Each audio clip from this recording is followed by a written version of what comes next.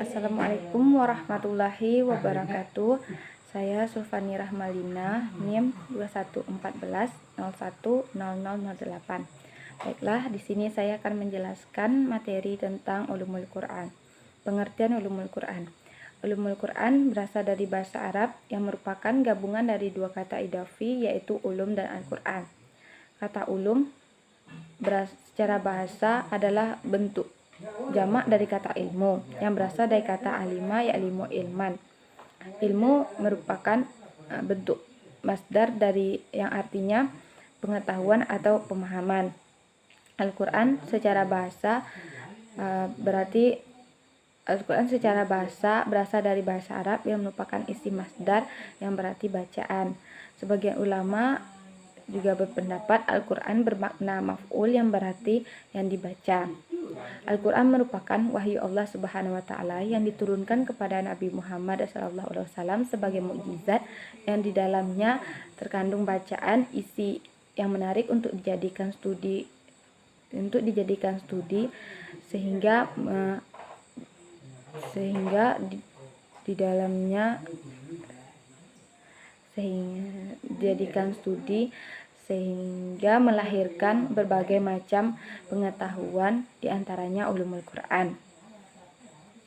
Menurut Az-Zarqani, ulumul Quran secara bahasa berarti pembahasan yang berhubungan dengan Al-Quran dari segi turunnya, urutan-urutannya, pengumpulannya, bacaannya, penulisannya, penafsirannya, kemukjizatannya, nasib mansuknya, dan penolakan terhadap hal-hal yang berhubungan dengan keraguan-keraguan terhadap Al-Quran.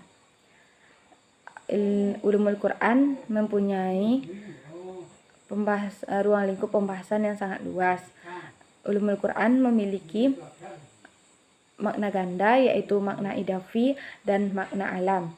Yang pertama, makna idafi. Makna idafi adalah penggabungan kata ulum dengan Al-Quran yang menunjukkan arti yang sangat luas, yang meliputi semua unsur yang ada di dalam Al-Quran itu sendiri, yang meliputi ilmu-ilmu diniyah dan ilmu-ilmu kauniyah.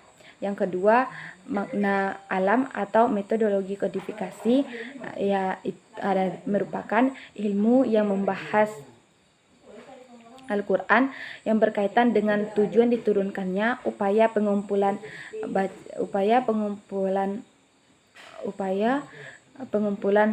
bacaan, penafsirannya, nasib mansuknya, asbabun nuzul dan ayat makiyah dan madaniyah. Adapun ruang lingkup ulumul Quran, menurut Muhammad Azbi As-Sadiqi berpendapat ruang lingkup ulumul Quran itu ada 6. Yang pertama,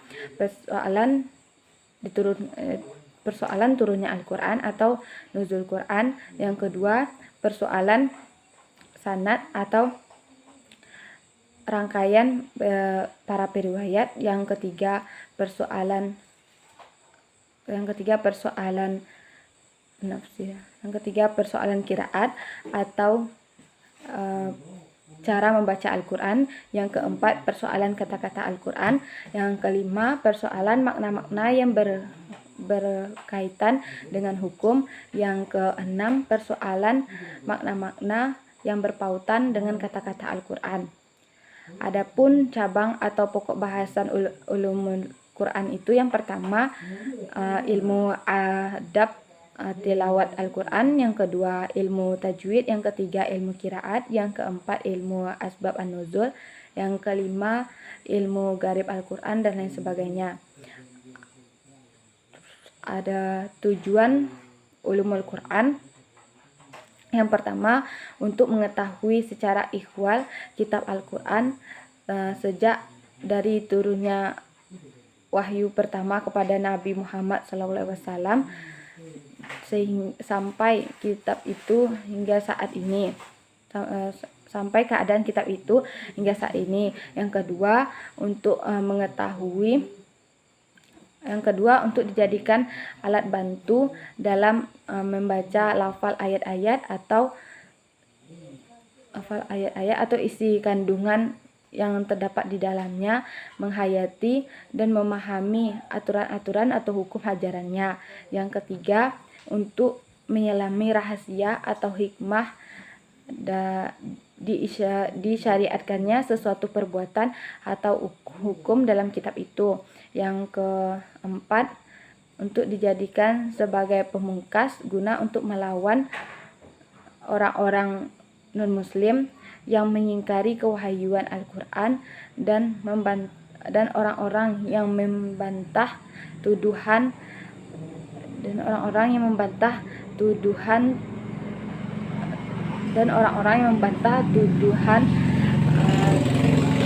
yang menyatakan sumber-sumber itu dari Nabi Muhammad SAW atau orang-orang tertentu. Mungkin sekian penjelasan materi dari saya. Kalau ada salahnya, lebih dan kurangnya saya mohon maaf. Wassalamualaikum warahmatullahi wabarakatuh.